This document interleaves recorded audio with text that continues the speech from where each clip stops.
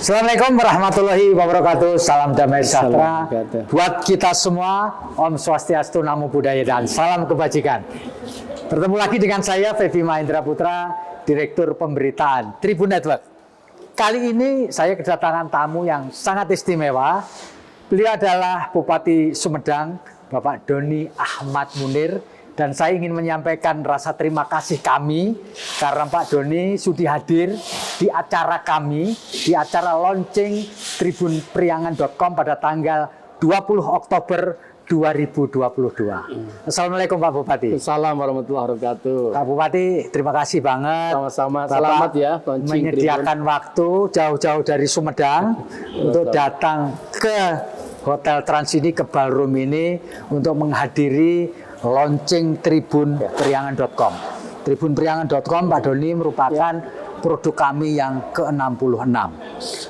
Oke, Pak Doni, tentu saja kami kepingin dalam launching kami itu, kami ingin mengangkat potensi UKM dan ekonomi kreatif di banyak daerah di wilayah Provinsi Jawa Barat, tentu saja termasuk Kabupaten Sumedang. Iya. Pak Bupati bisa cerita ini, selama kepemimpinan Bapak, apa yang paling menonjol UKM di wilayah Kabupaten Sumedang? Tentu selain tahu ya Pak. Dipersilakan Pak Doni. Ya, terima kasih. Pertama, ucapan selamat pada tribunpriangan.com yang launching hari ini. Semoga semakin maju, semakin berkembang, memberikan pencerahan, edukasi kepada masyarakat dan menjadi kontrol sosial. Amin. Bagi pemerintahan, bagi negara. Saya punya sesuatu yang khusus dengan Tribun. Tribun salah satu media yang telah ikut andil membesarkan saya juga saat berkecimpung di politik dan senantiasa berkolaborasi dengan Tribun. Terima kasih atas kerjasamanya selama ini, baik secara pribadi maupun pemerintahan. Yang kedua, berkaitan dengan Provinsi Sumedang, tentunya semua sudah tahu. Sudah tahu Sumedang jadi pusat ilmu pengetahuan. Jadi banyak tahunya. Ya. Tapi di samping itu kami memiliki beberapa potensi yang sangat bagus dan sudah ekspor ke berbagai negara. Di antaranya kita punya komoditas yang namanya ubi celembu. Ya. Ini ubi celembu ini salah satu komoditas yang sudah ada IG-nya, indeks geografisnya, sudah ekspor ke Malaysia, Singapura, Korea Selatan, Jepang, Hong Kong, Cina, dan sebagainya. Terakhir kemarin ubi celembu ekspor ke Hong Kong. Hong Kong ya Pak ya? Dan ini kelebihannya ubi ini kalau di open keluar madunya, jadi ada manis yang orisinil dari ubi itu. Yang kedua kita punya gedong gincu, buah mangga gincu, jadi warnanya kayak gincu. Ya. Ini pun sama, ada IG-nya, ada kawasan tersendiri gedong gincu ini. Sama sudah ekspor, terakhir ekspor ke Rusia. Ya. Rencana kami nanti ekspor ke Jepang. Ini untuk ubi celembu, untuk gedong gincu. Ya. Ada juga ada sawo Sukatali, ada salak Sleman, ada opak pun sama udah ekspor. Opak itu yang bulat gitu ya. Datar tapi ke Singapura dan ke Malaysia. Dan bagaimana pengembangan UMKM ke depannya, tentunya kami memiliki sebuah konsep yang berangkat dari masalah. Konsep berangkat dari masalah ya Pak? Betul, karena setiap pemimpin itu mindsetnya dia harus berangkat dari masalah, paham akan masalah, dan harus hadir untuk mengatasi masalah dengan berbagai kebijakan, program, dan kegiatan. Dan masalah UMKM biasanya pertama adalah akses. Akses ya Pak ya? Akses modal. Akses modal, betul. Kedua, kualitas produk. Kualitas produk ya. Yang ketiga, akses pasar. Akses pasar. Nah, kami atasi dengan cara pertama adalah kolaborasi. Jadi bagaimana mengatasi persoalan dengan pola kolaboratif dengan memanfaatkan 5 pilar pentahelix. Ada akademisi, bisnis, community, government, dan media. Jadi bagaimana semuanya terlibat untuk mengatasi masalah tadi. Akses modal, akses kualitas produk, akses pasar, manajemen, dan sebagainya. Sebagai contoh misalnya, berkaitan dengan kualitas produk. Kita banyak melakukan pelatihan-pelatihan. lebih dari itu adalah pelatihan mindsetnya dulu. Ya, ya, Mindset si pelaku UMKM. Dia Ya. harus naik kelas, harus punya mimpi besar. Jadi kami melakukan berbagai pelatihan dengan berbagai lembaga termasuk bisnis. Dengan BUMN kami ada pelatihan pasar digital UMKM dengan BUMN, Ya. dengan Telkomsel dan sebagainya, banyak sekali. Jadi pertama pelatihan-pelatihan Ya. kami lakukan. Ada bagaimana kualitas produknya bagus pelatihannya. Kedua packagingnya. Packagingnya ya Pak ya, Yang biar bagus. cakep gitu dilihat ya. Betul, kita fasilitasi itu. Ya, Yang kedua regulasi ini yang lebih penting lagi. Pemerintah membuat regulasi. ya, Pertama regulasi dari sisi produknya. Supaya formal kita siapkan NIB-nya. Sumedang penerbit NIB nomor induk berusaha terbesar di Jawa Barat. Terbesar ya, Pak ya? 38.000. 38.000. Award kemarin dari Bank Indonesia dan dari DPPS Provinsi. Jadi pertama nomor induk berusaha. Ya. Kedua PIRT-nya, higienis dari kesehatan. Kami latih itu. ya. Yang ketiga adalah sertifikat halalnya. Oh ya, itu Bagi penting Pak itu. kuliner misalnya. Ya, ya, karena Nah, itu regulasi regulasi yang kami siapkan, termasuk kita terbitkan di keputusan Bupati. Ya. Bagaimana pemerintah harus menggunakan produk-produk lokal, UMKM lokal, dan tentunya kewajiban kita telah membuat tim untuk P3DN, penggunaan produk dalam negeri, 40% pengadaan barang itu harus menggunakan produk Oke, dalam ya, negeri, ya, ya, dalamnya UMKM. Ya, betul ya Pak. Pak Doni, apa sih sebenarnya yang paling krusial yang dihadapi oleh pemerintah Kabupaten Sumedang untuk mengangkat UKM ini, apa yang paling krusial nih? Ya. Nah, tadi saya pertama di khusus produk ya. Ya, Permodalan misalnya. oke, Permodalan kami adakan sebuah acara bursa modal. oke. Bursa modal murah, seluruh perbankan bahkan dikumpulkan Kumpulkan ya. dan dipertemukan dengan UMKM. Nah, itu ada bursa modal murah. Ini kami pentahelix, tidak ada di APBD. Ya. Menggunakan dunia usaha untuk terlibat. Bagaimana UMKM bisa mengakses modal yang murah? Ya. Dia bisa tahu dan bisa mengaksesnya. Ya. Nah, yang ketiga adalah pemasaran. Ya. Pemasaran tentunya sekarang kami lakukan digital marketing. Ya. Saya memandu betul bagaimana UMKM, bagaimana memoto produknya yang baik. Ya. Proses fotonya. Kemudian masuk ke pasar digital, masuk ke marketplace, dan kita pun punya e-katalog lokal. Oh ya, betul. Karena punya e-katalog lokal, bagaimana produk UMKM kami bisa masuk ke pengadaan barang jasa pemerintah. Ya. E-katalog lokal. Tapi lebih dari itu, kami masuk di marketplace yang ada seperti Ambis Market dan sebagainya, sehingga dampaknya ya volume penjualan semakin besar. Ya, betul. Dan itu bisa menghemat, bahkan pemasaran bisa kemana-mana dengan online seperti ini. Pak Bupati, banyak kepala daerah, tokoh itu yang membantu UKM itu dengan cara mengendorse. Yes. Apa Pak Bupati bersedia mengendorse produk-produk UKM dari wilayah Sumedang ini lewat sosial media? Kan banyak sekarang ini, Bapak kan public figure nih, Iya, oke. mengendorse barang-barang di wilayah kerja Bapak. Iya. Penting nggak Pak ini Pak? Ya, penting ya. Salah satu memasarkan produk adalah mengendorse dari seorang figur ya, dari tokoh.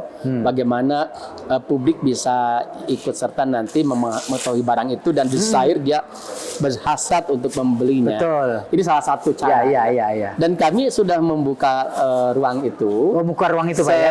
Seminggu sekali di medsos kami memasarkan produk UMKM. Jadi seminggu sekali? Ya, yang mengendorse daftar, nanti di-endorse. Di-endorse oleh Pak Doni ya?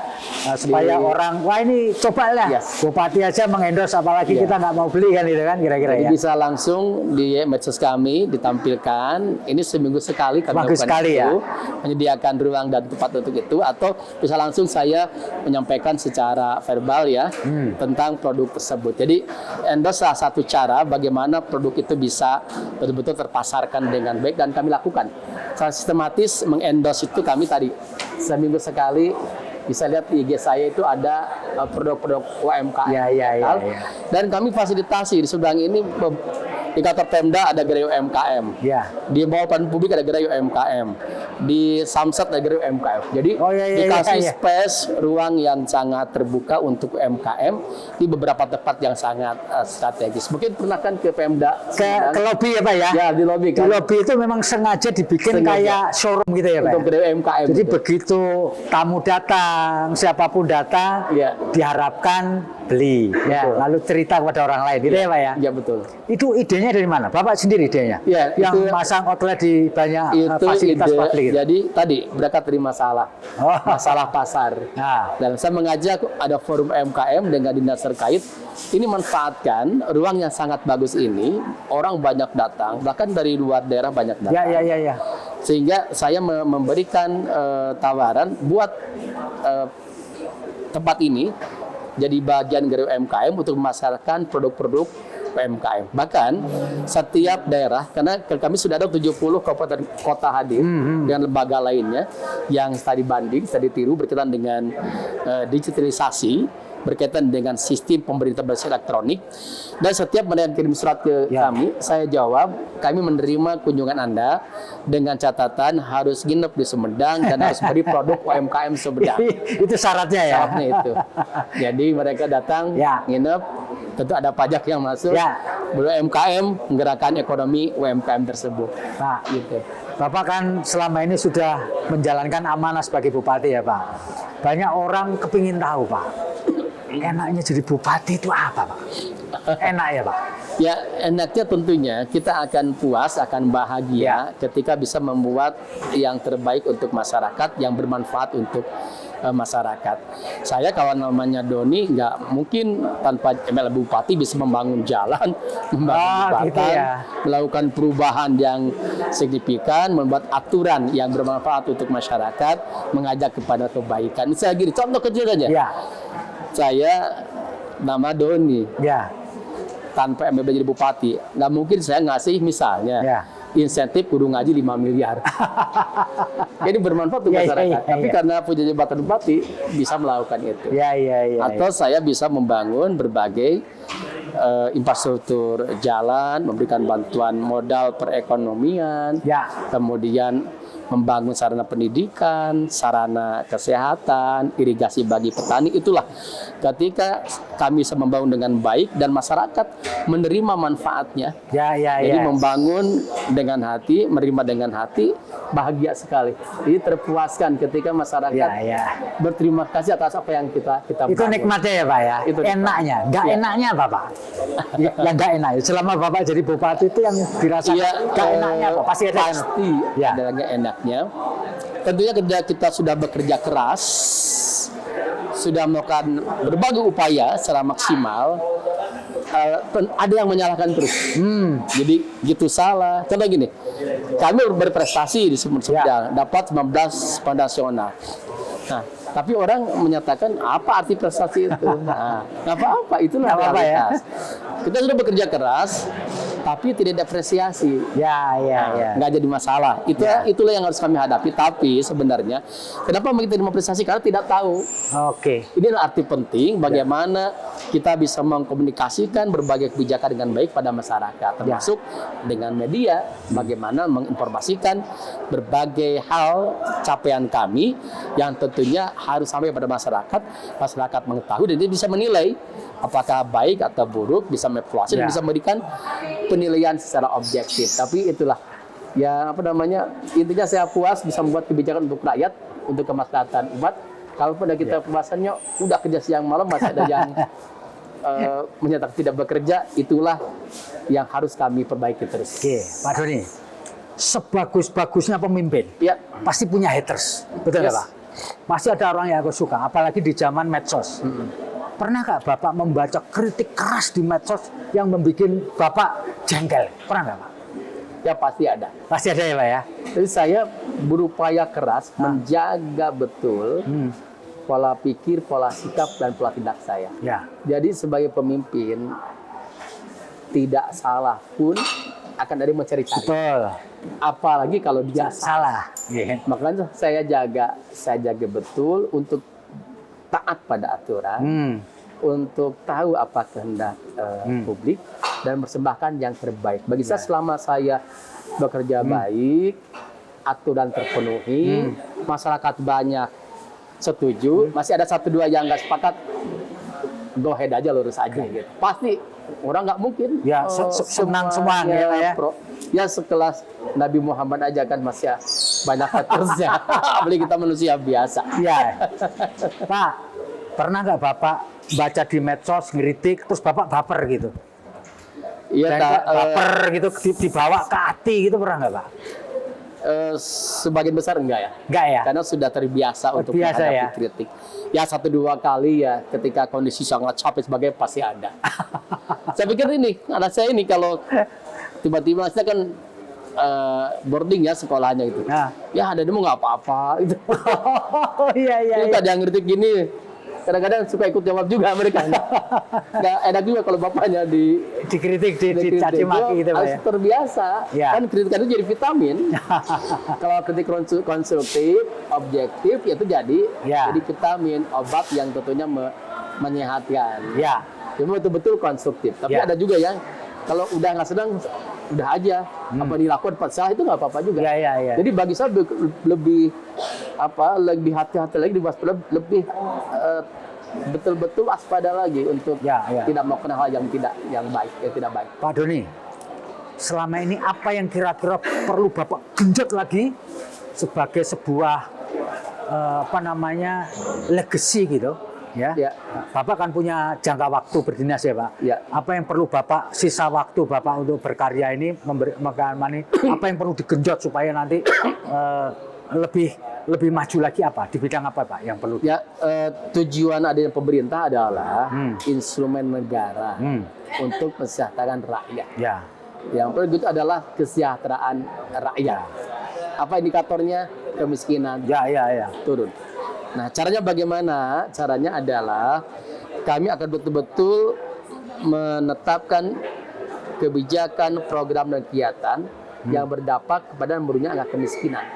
Gitu ya. Itu yang perlu didorong. Kemiskinan. Butuh untuk mengatasi kemiskinan, butuh infrastruktur yang bagus. Ini yang lampikan saya, infrastruktur harus terus diselesaikan. Ya. Tambah untuk menurunkan kemiskinan, menggerakkan sektor pertanian dan pariwisata.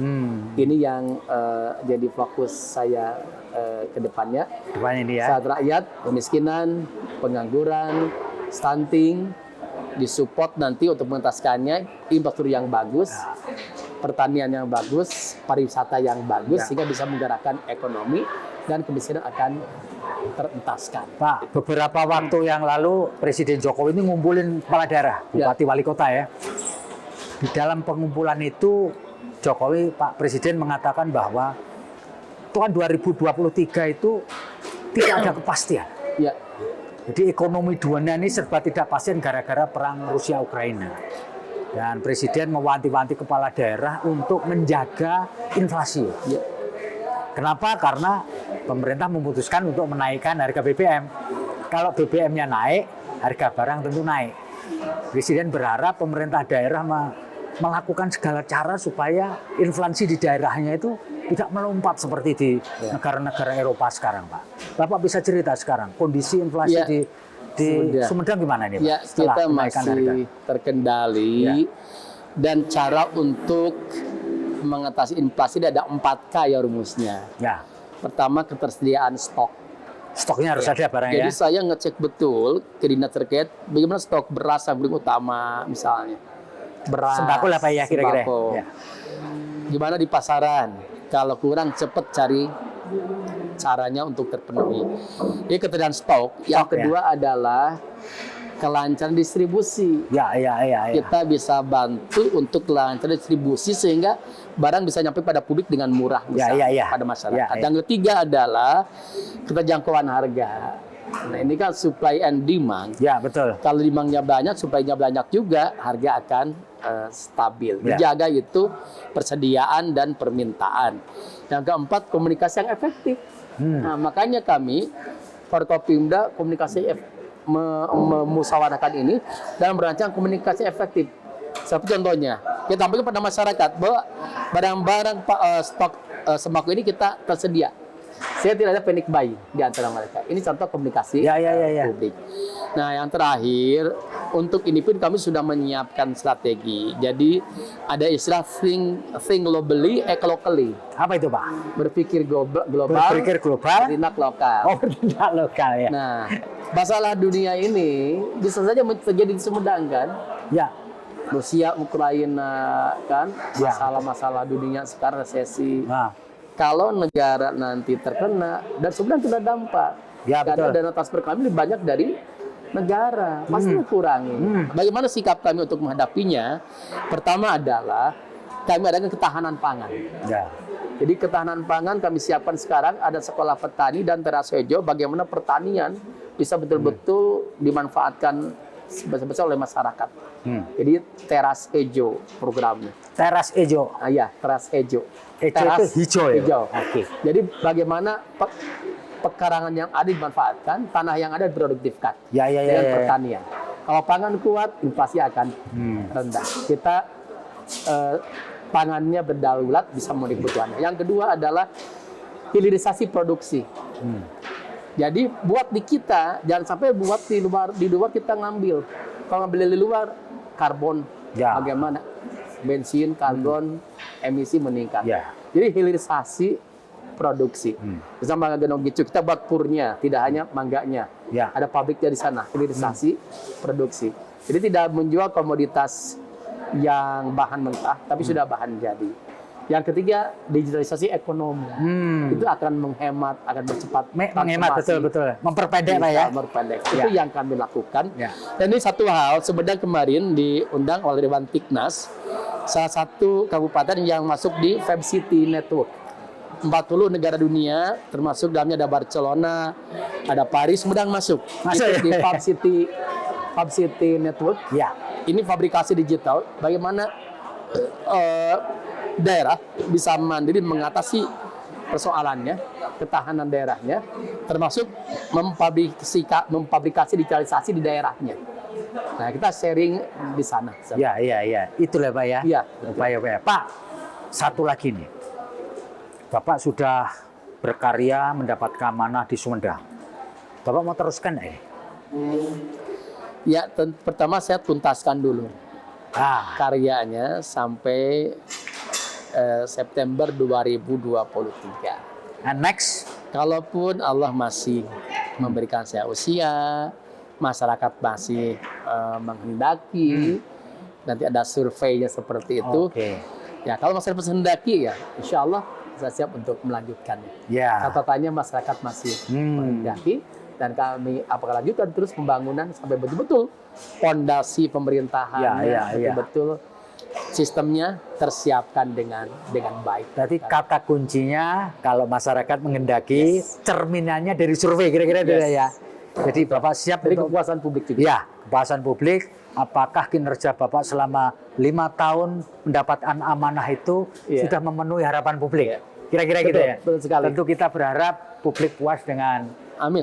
kinerja Pak Doni, dan moga-moga warga Sumedang bisa merasakan manfaatnya. Demikian ngobrol saya dengan Pak Doni Ahmad Munir, Bupati Sumedang. Terima kasih atas kehadirannya dan pikiran-pikiran inovatifnya, Pak. Amin. Moga-moga ini juga bisa memberi semangat kepada warga Sumedang untuk tidak patah semangat meskipun kondisi ekonomi sedang tidak baik-baik saja. Demikian, saya Febi Mahendra Putra, pamit undur diri. Assalamualaikum warahmatullahi wabarakatuh. Salam damai buat kita semua. Om Santi Santi Om, Namo Buddhaya dan salam kebajikan. Jangan lupa tetap bahagia.